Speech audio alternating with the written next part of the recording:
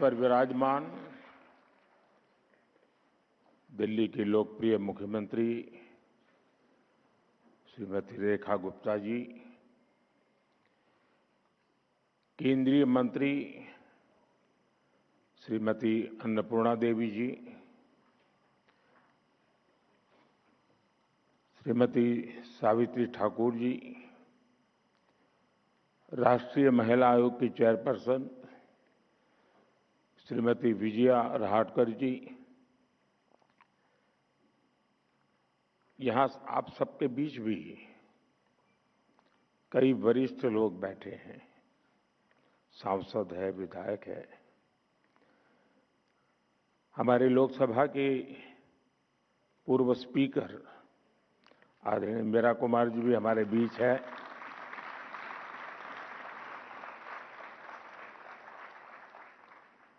यहाँ उपस्थित सभी मेरी सम्मानित बहनें, इस समय देश में बैसाखी के पर्व की उमंग है। कल देश के अलग अलग हिस्सों में नववर्ष भी मनाया जाएगा। मैं आज जलियांवाला बाग नरसंहार के वीर बलिदानियों को भी श्रद्धांजलि देता हूं। साथियों, देश की विकास यात्रा के इन अहम पड़ावों के बीच भारत 21वीं सदी के सबसे बड़े निर्णयों में से एक निर्णय लेने जा रहा है।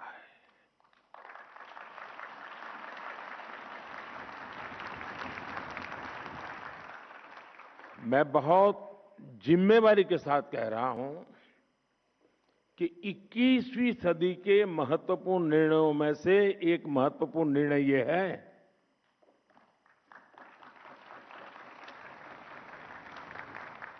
ये निर्णय नारी शक्ति को समर्पित है।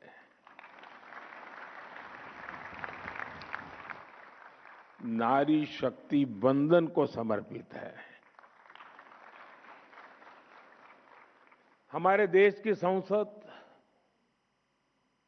एक नया इतिहास रचने के करीब है। एक ऐसा नया इतिहास जो अतीत की संकल्पनाओं को साकार करेगा, जो भविष्य के संकल्पों को पूरा करेगा। एक ऐसे भारत का संकल्प जो समता मूलक हो, जहां सामाजिक न्याय केवल एक नारा न हो, लेकिन हमारी कार्य संस्कृति का, हमारे वर्क कल्चर का, हमारी निर्णय प्रक्रिया का स्वाभाविक हिस्सा हो। साथियों, राज्यों की विधानसभाओं से लेकर देश की संसद तक दशकों की प्रतीक्षा के अंत का समय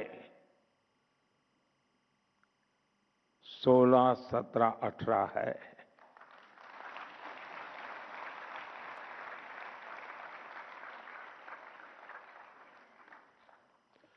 दो 2023 में नई संसद में जो नया भवन निर्माण हुआ, उसमें हमने नारी शक्ति वंदन अधिनियम के रूप में प्रथम कदम उठाया था। वह समय से लागू हो सके, महिलाओं की भागीदारी हमारे लोकतंत्र को मजबूती दे, इसके लिए 16 अप्रैल से संसद के बजट सत्र की विशेष बैठक का आयोजन होने जा रहा है और उसके पहले आज नारी शक्ति वंदन का ये कार्यक्रम, मैं इसके लिए इस कार्यक्रम के जरिए हमें देश की कोटि कोटि माता बहनों का आशीर्वाद मिल रहा है और मैं इस कार्यक्रम में आपको कोई उपदेश देने नहीं आया हूं, न ही मैं आपको जगाने आया हूं। मैं आज आया हूं आप सबके, देश की कोटि कोटि माताओं बहनों के आशीर्वाद लेने के लिए।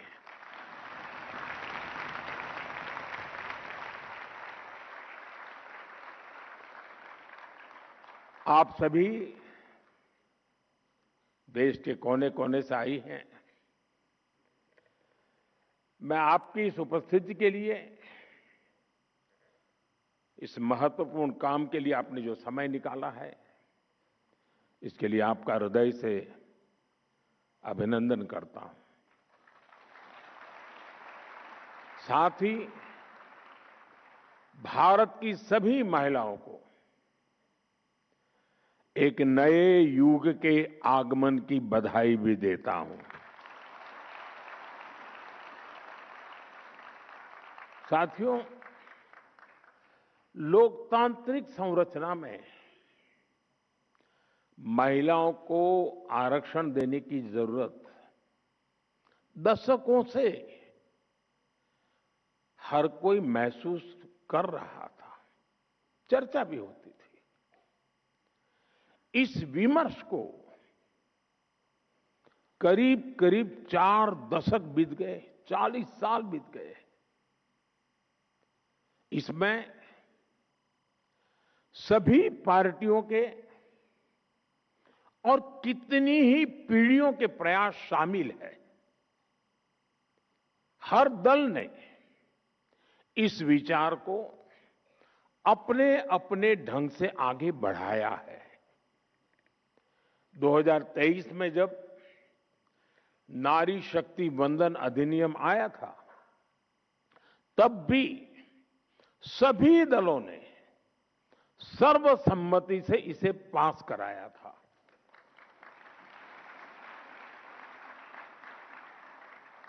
और तब एक सुर में ये बात भी उठी थी कि इसे हर हाल में 2029 तक लागू हो जाना चाहिए। ये बात सबने कही थी। कानून पारित हो लेकिन लागू न हो, ये सदन में किसी को मंजूर नहीं था। और खास करके हमारे विपक्ष के सभी साथियों ने मुखर होकर के इस बात पर जोर डाला था कि 2029 में ये लागू होना चाहिए।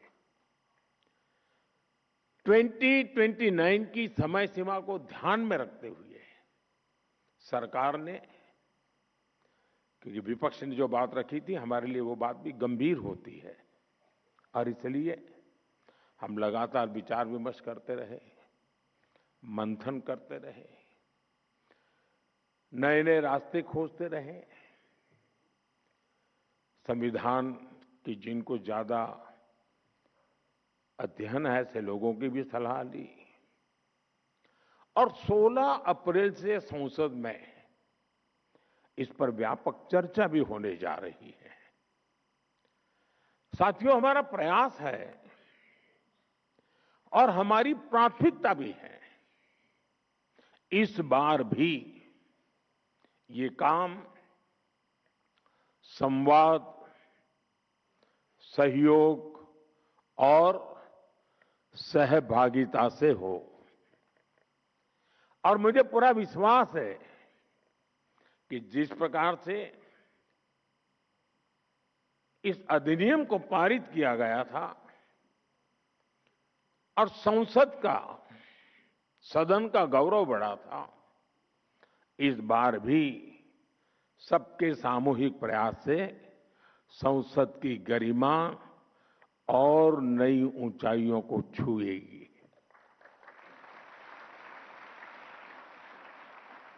देश की हर नारी को भी अच्छा लगेगा कि हर दल ने राजनीति से ऊपर उठकर उनके हित में ये महत्वपूर्ण निर्णय लिया है, काम किया है। वैसे मैं देख रहा हूं, बीते कुछ दिनों से देश भर में महिलाएं मुखर होकर इस विषय पर बात कर रही है। व्यापक रूप से एक डिबेट चल रहा है और लोकतंत्र की एक बहुत बड़ी ताकत है। विधानसभा और लोकसभा पहुंचने में उनके सपनों को, आप सबके सपनों को नए पंख मिलने जा रहे हैं।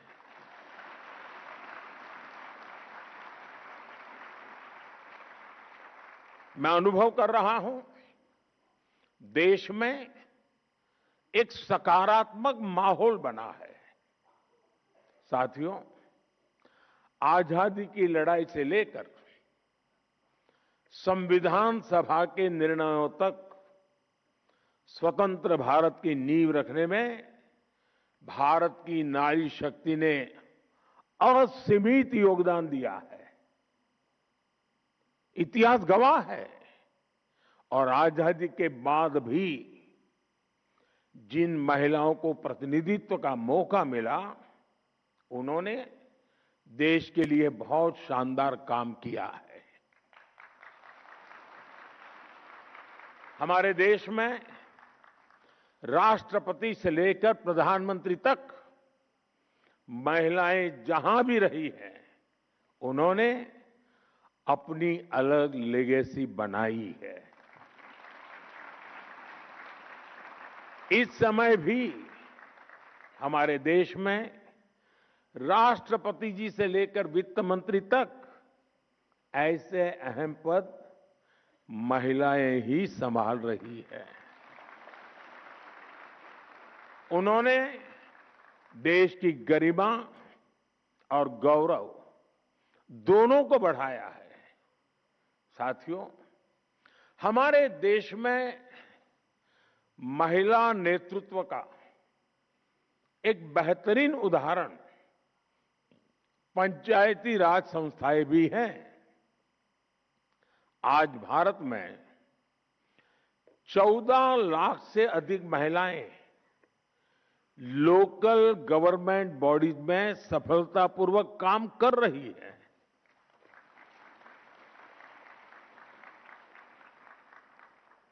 लगभग 21 राज्यों में तो पंचायतों में उनकी भागीदारी करीब करीब 50% तक पहुंच चुकी है। और मैं जब विदेश के मेहमानों से कभी इस विषय पे बात करता हूं, ये आंकड़ा सुनते उनका मुंह खुला रह जाता है। उनको आश्चर्य होता है।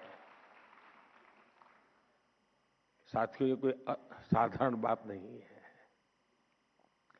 लाखों महिलाओं की राजनीति और सामाजिक जीवन में ये सक्रियता दुनिया के बड़े बड़े नेताओं और राजनीति के विशेषज्ञों को भी बहुत ही हैरान करने वाली बात होती है। और इससे भारत का बहुत गौरव बढ़ता है।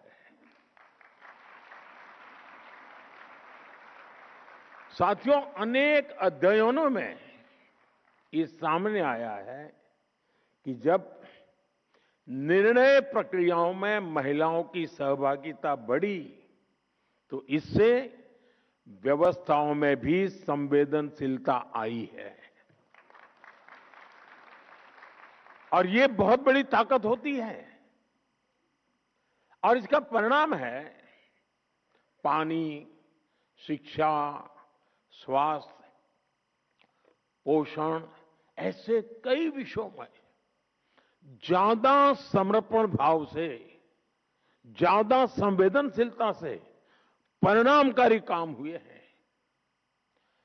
जल जीवन मिशन, मैं समझता हूं इसकी सफलता का सबसे बड़ा उदाहरण है।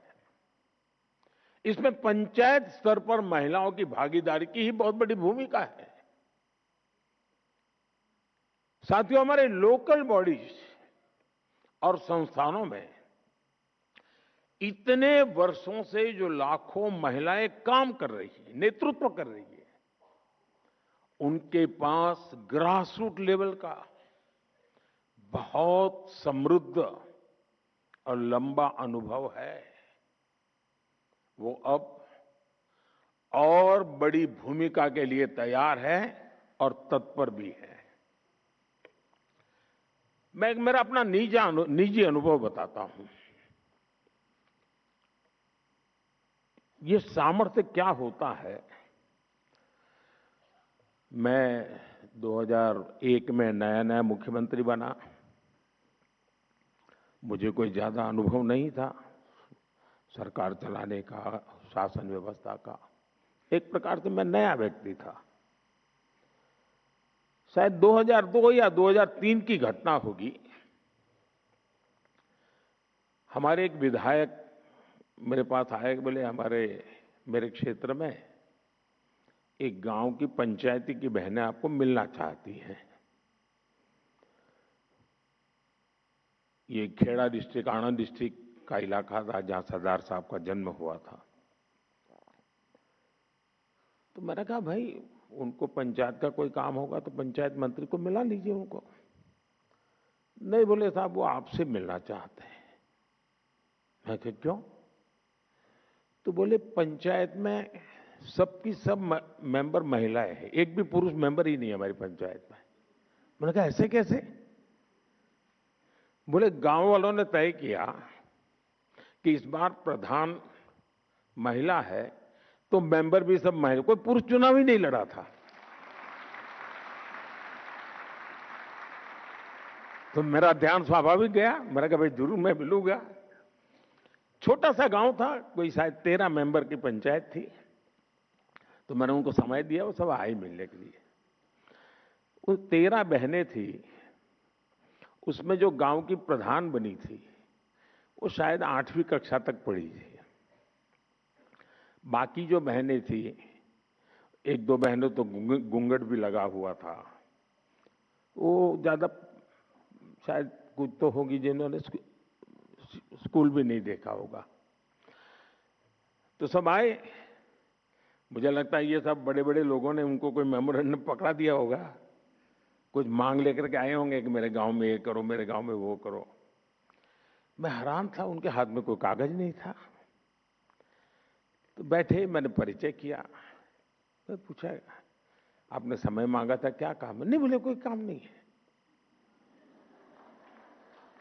ऐसे ही बोले हम चुनकर आए हैं तो मिलने आए थे। अब ये मेरे लिए बड़ा आश्चर्य था, वरना नेता लोग आते हैं तो सिर्फ मेमोरेंडम लेके आते हैं। फिर मैंने उनको पूछा, अच्छा बताइए, मैंने कहा कि आपको अगर 5 साल इतना बड़ा काम मिल गया, आप सब बहनें गांव को संभालने वाली हैं, तो आपका सपना क्या है? 5 साल में क्या करोगे आप लोग? गांव में कैसा करोगे? सामान्य होता तो क्या जवाब देता? ये जो हम जैसे बड़े बड़े दिखते हैं ना, वो क्या जवाब देते हैं?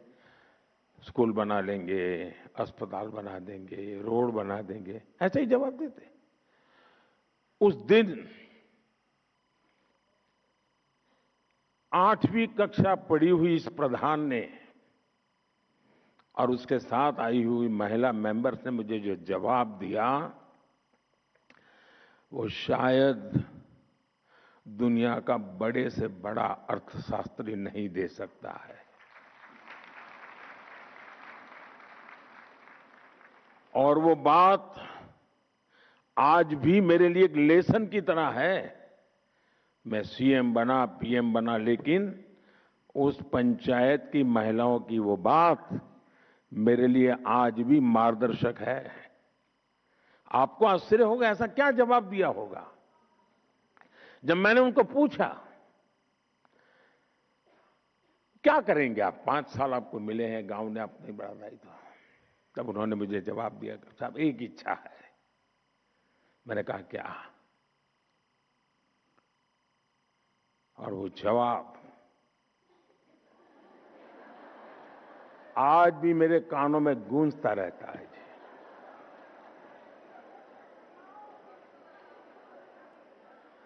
उन्होंने कहा हमारी इच्छा है कि हमारे गांव में कोई गरीब न रहे।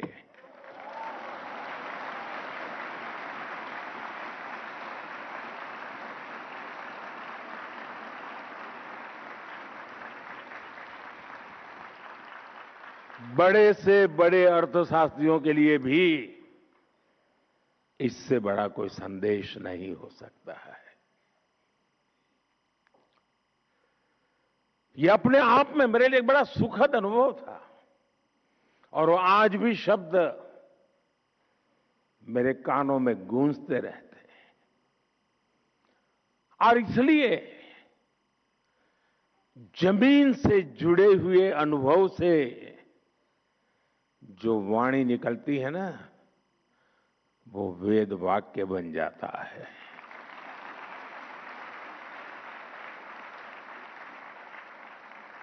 और इसलिए साथियों, नारी शक्ति वंदन अधिनियम को लागू करना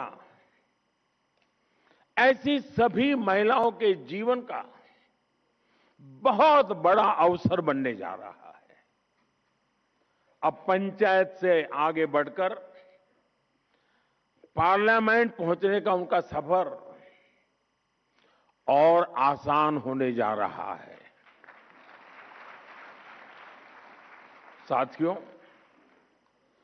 आज विकसित भारत की हमारी यात्रा में महिलाओं की भूमिका और भी अहम हो गई है। मुझे संतोष है कि 2014 में आप सबने, देशवासियों ने हमें यहां सेवा करने का अवसर दिया है, और तब से लेकर अब तक हमारी सरकार ने महिलाओं के जीवन चक्र के हर पड़ाव के लिए योजनाएं बनाई, उन्हें सफलतापूर्वक लागू किया। आज पहली सांस से लेकर आखिरी सांस तक हमारी सरकार कोई न कोई योजना लेकर के भारत की बहन बेटियों की सेवा में हाजिर है।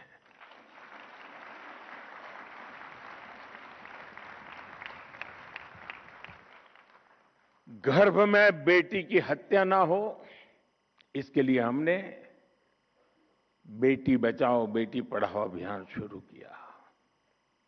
गर्भ की अवस्था में मां को सही पोषण मिले, इसके लिए हर गर्भवती मां को मातृ वंदना योजना के तहत 5,000 रुपए की आर्थिक मदद दी। जन्म के बाद बेटी को पढ़ाई में मुश्किल ना हो, इसके लिए ज्यादा से ज्यादा ब्याज मिले, ऐसी सुकन्या समृद्धि योजना शुरू की। बेटी को गंभीर बीमारी से बचाने के लिए बचपन में उसे सही समय पर टीके लगते रहे हैं, इसके लिए मिशन इंद्रधनुष शुरू किया। बेटी को स्कूल में शौचालय की परेशानी न हो, इसके लिए स्वच्छ भारत अभियान के तहत देश में करोड़ों शौचालय बनाए गए। बेटी को पीरियड्स के दौरान परेशानी ना हो, इसके लिए लगभग मुफ्त में सैनिटरी नैपकिन देने का अभियान शुरू किया गया। बेटी अगर स्पोर्ट्स में आगे जाना चाहती हैं, तो उसे खेलो इंडिया अभियान के तहत सालाना 1 लाख रुपए तक की मदद मिल रही है। बेटी अगर बड़ी होकर भविष्य में सेना में जाना चाहे, तो उसके लिए सरकार ने सैनिक स्कूल में एडमिशन के लिए दरवाजे खोल दिए, नेशनल डिफेंस एकेडमी में जाने के रास्ते खोल दिए।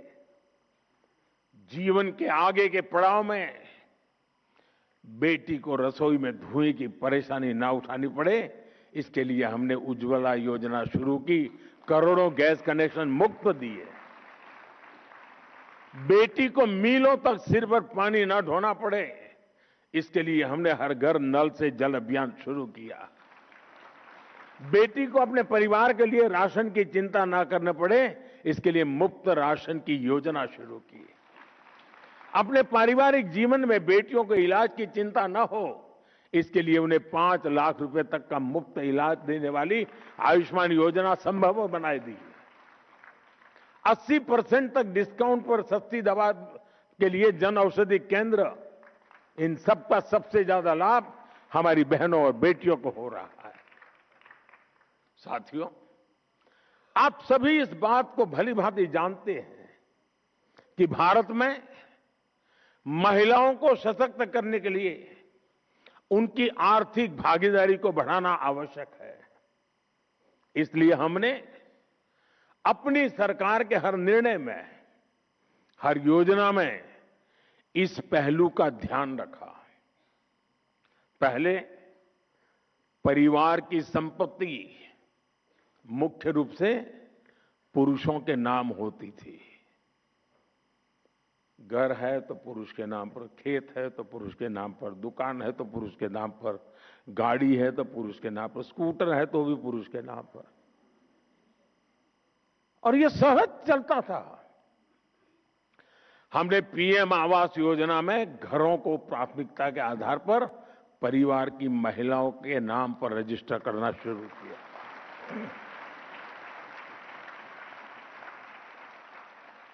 बच्चे स्कूल जाते हैं तो स्वाभाविक रूप से पिता का नाम लिखा जाता है। हमने आकर ये शुरू किया, मां का नाम भी लिखा जाएगा।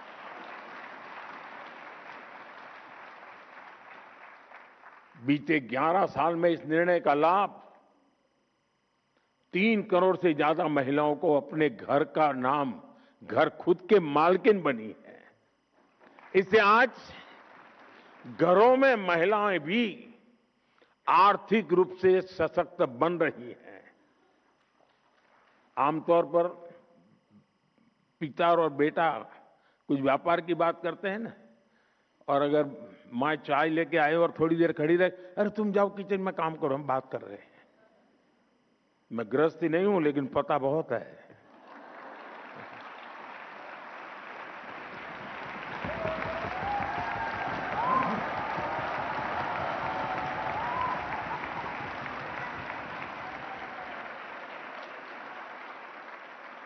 लेकिन अब जब वो आर्थिक ताकत बनी है ना, तो बेटा भी कहता है, अरे जरा मम्मी को बुलाइए ना बातचीत में, उनको बुलाइए ना।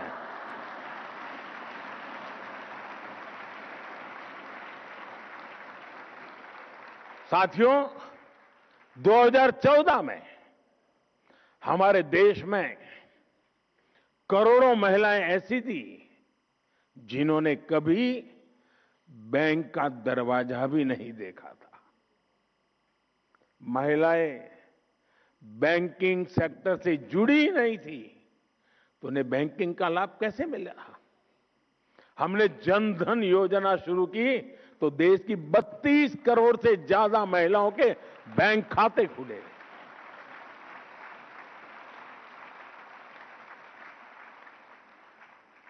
मैं जब गुजरात में था तो एक निर्णय मुझे बड़ा, शुरुआत में बड़ी कठिनाई हुई थी। गुजरात में कोऑपरेटिव डेयरी का बड़ा साम्राज्य है, बहुत बड़ा काम हो रहा है, और पशुपालन का ज्यादातर काम हमारी माताएं बहनें करती हैं। वो दूध भरने के लिए जाती हैं और फिर वो पैसे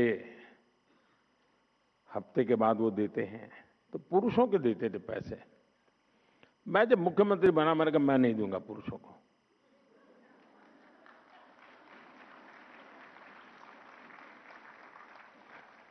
उस समय मैंने बैंकों में जो दूध भरने आने वाली बहनें थी, उनके बैंक खाते खुलवाए, और उस समय डेयरी में दूध का पैसा सीधा महिलाओं के बैंक खाते में जाने लगा।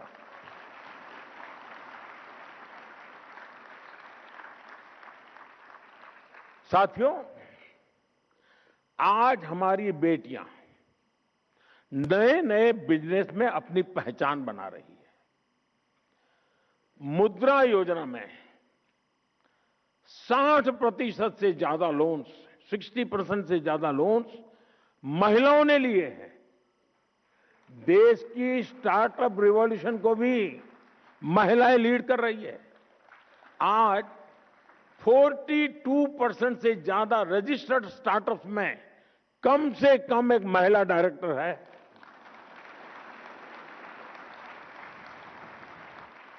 महिलाओं के करियर पर प्रभाव ना पड़े, इसके लिए हमने मैटरनिटी लीव को भी बढ़ाकर 26 हफ्ते कर दिया है। दुनिया के समृद्ध देशों में भी ये सुविधा नहीं है। जब मैं उनको बताता हूं तो आंखें फट जाती हैं इनकी। साथियों, आपको याद होगा कुछ साल पहले देश ने स्किल इंडिया मिशन लॉन्च किया था। हमने वोकेशनल ट्रेनिंग प्रोग्राम शुरू किए थे। आज उसका परिणाम हम हजारों ड्रोन दीदी के जरिए हो रही कृषि क्रांति के रूप में देख रहे हैं। मैं एक बार ये जो ड्रोन दीदी है उनके साथ वीडियो कॉन्फ्रेंस पे बात कर रहा था। गांव की बेटियां हैं, कोई बहू है, वो ड्रोन चलाने से, तो उन्होंने मुझे कहा कि अब तक तो हमें गांव में कोई बुला, अब तो बोले पायलट कह के बुलाते हैं, हमारी पहचान बन गई, हम पायलट है। यानी परसेप्शन कितना बड़ा तेजी से चेंज हो सकता है एक छोटे से निर्णय से। महिलाएं टेक्नोलॉजी के जरिए आधुनिक खेती करना सीख रही हैं। आपको ये जानकर खुशी होगी कि पिछले 11 साल में करीब 10 करोड़ महिलाएं स्वयं सहायता समूहों से जुड़ी हैं। सरकार ने ग्रामीण अर्थव्यवस्था को गति दे रही ऐसी 6 करोड़ बहनों को लखपति दीदी बनाने का लक्ष्य रखा है और इसमें से 3 करोड़ से ज्यादा ग्रामीण महिलाएं लखपति दीदी बन चुकी है।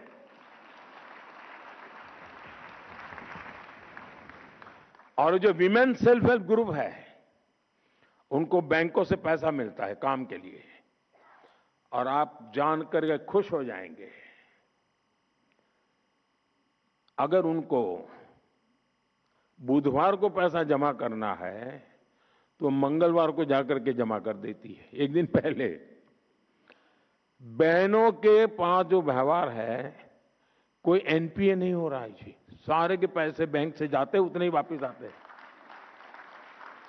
और मैंने देखा है, मैंने शासन में आने के बाद बैंकों के कारोबार में गरीबों की अमीरी भी देखी है और अमीरों की गरीबी भी देखी है।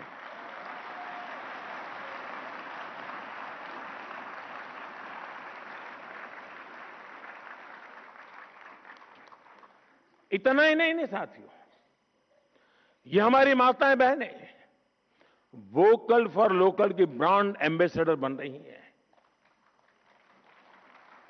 बहनों, विमेन लेड डेवलपमेंट के विजन की बहुत बड़ी सफलता यह है कि इसने महिलाओं के प्रति पुरानी सोच को चुनौती दी है। अब G20 समिट हमारा जब चल रहा था, हम चेयर कर रहे थे, दुनिया के देशों को मुझे समझाना पड़ा था कि विमेन डेवलपमेंट और विमेन लेड डेवलपमेंट में क्या अंतर होता है। दुनिया का बहुत बड़ा वर्ग विमेन डेवलपमेंट तक सहमत था, विमेन लेड डेवलपमेंट के लिए मुझे ताकत लगानी पड़ी थी और हमें सफलता मिली थी। इस सोच का परिणाम है कि आज महिलाएं उन सेक्टर्स में भी बुलंदियों को छू रही हैं जहां कभी पुरुषों का एकाधिकार माना जाता था। आज हमारी बेटियां फाइटर पायलट बनकर आसमान की बुलंदियां छू रही हैं। आज भारत में विश्व के किसी भी देश की तुलना में, यह आंकड़ा भी आपको खुश कर देगा, विश्व के किसी भी देश की तुलना में महिला पायलटों का प्रतिशत सबसे अधिक हिंदुस्तान में है।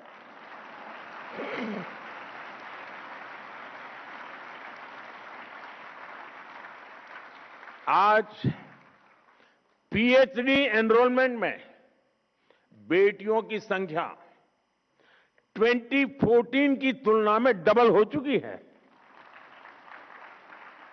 हायर एजुकेशन और रिसर्च में करीब करीब आधी भागीदारी हमारी बेटियों की है।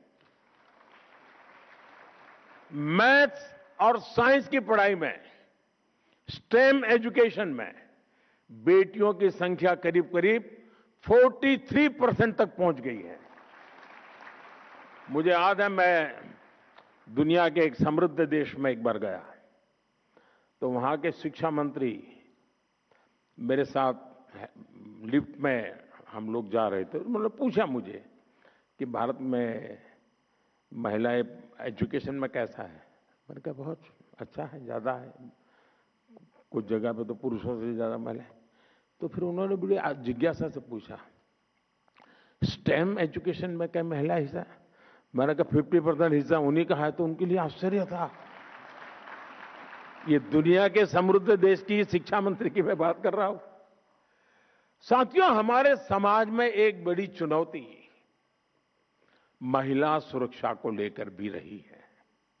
सदियों से महिलाओं को अपनी सुरक्षा के लिए मौन रहना पड़ा है। हमारी सरकार ने इस दिशा में भी मजबूत कदम उठाए हैं। न्याय व्यवस्था अधिक संवेदनशील बने, निर्णय प्रक्रिया तेज हो, इसके लिए हमने कानूनी बदलाव तो किए ही हैं, साथ ही फास्ट ट्रैक विशेष अदालतों की स्थापना भी की गई है। भारतीय न्याय संहिता में भी महिला सुरक्षा को प्राथमिकता दी गई है। एफआईआर दर्ज कराने की प्रक्रिया को सरल बनाया गया है। अब किसी भी स्थान से ई-एफआईआर या जीरो एफआईआर दर्ज की जा सकती है। पीड़िता के बयान को ऑडियो वीडियो के माध्यम से रिकॉर्ड करने जैसी व्यवस्था लागू की जा गई है। ऐसे कितने ही कदम हैं जिनके जरिए हम प्रगतिशील समाज की अवधारणा को साकार कर रहे हैं।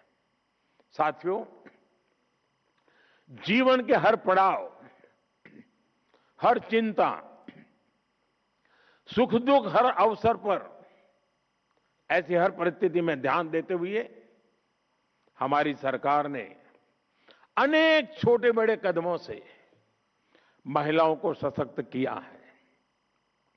इसी का परिणाम है देश अब अपने लोकतंत्र को नई बुलंदी पर लेकर जाने के लिए तैयार है। साथियों, देश की नारी शक्ति ने अपने परिश्रम, साहस और आत्मविश्वास से नई ऊंचाइयों को छुआ है। अब हमें मिलकर इस शक्ति को नई ऊर्जा देनी है। उसके लिए अवसरों का विस्तार करना है। मैं आज इस मंच से देश की माताएं, बहनें, बेटियां, सबको विश्वास दिलाना चाहता हूं कि देश उनकी आकांक्षाओं को समझता है और उनके सपनों को साकार करने के लिए हर आवश्यक कदम उठा रहा है। साथियों, मैं संसद में होने वाली चर्चा से पहले देश की नारी शक्ति से भी अपील करता हूं कि आप इस पूरी प्रक्रिया में अपनी सक्रियता बनाए रखिए। आप अपने अपने क्षेत्र के सांसदों से भी जरूर मिलिए। देश की महिलाएं अपने सांसदों से अपना पक्ष रखें, अपनी अपेक्षाएं उन्हें बताएं और जिस दिन वो सदन में आने के लिए अपने यहां से निकले तो जरा फूलमालाएं देकर के उनको विदाई भी दीजिए।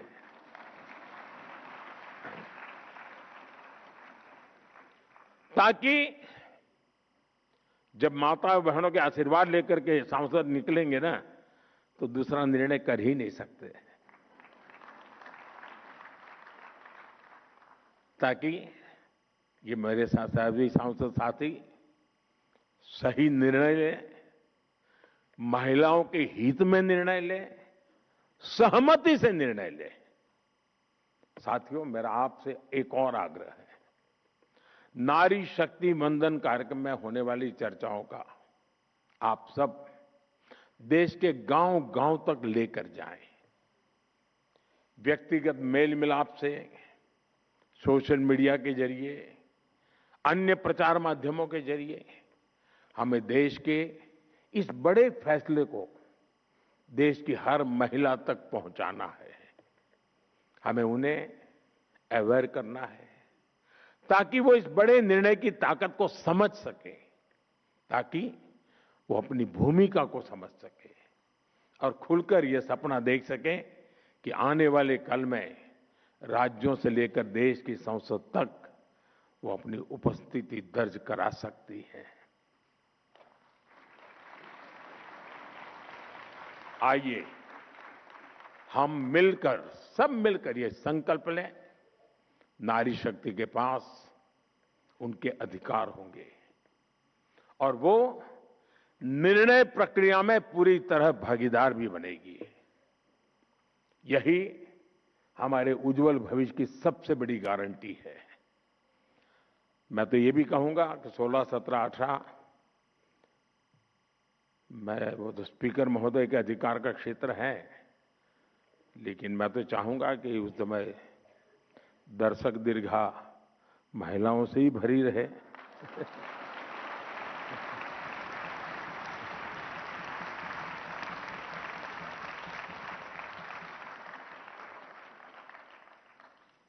एक उत्सव का माहौल बनेगा पूरे देश में और ये दल वो दल वाला विषय नहीं रहने वाला है।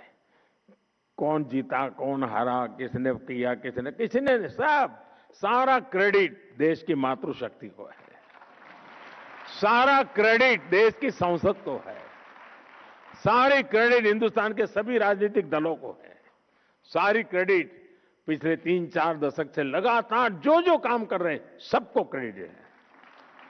ये सबका है, सबके सहयोग से है और सबकी भलाई के लिए है। इसी विश्वास के साथ आप सबने इतना समय निकाला, इतना उमंग उत्साह के साथ इस कार्यक्रम में शरीक हुए। मैं हृदय से आपका बहुत बहुत अभिनंदन करता हूं, आभार व्यक्त करता हूं। बहुत बहुत धन्यवाद।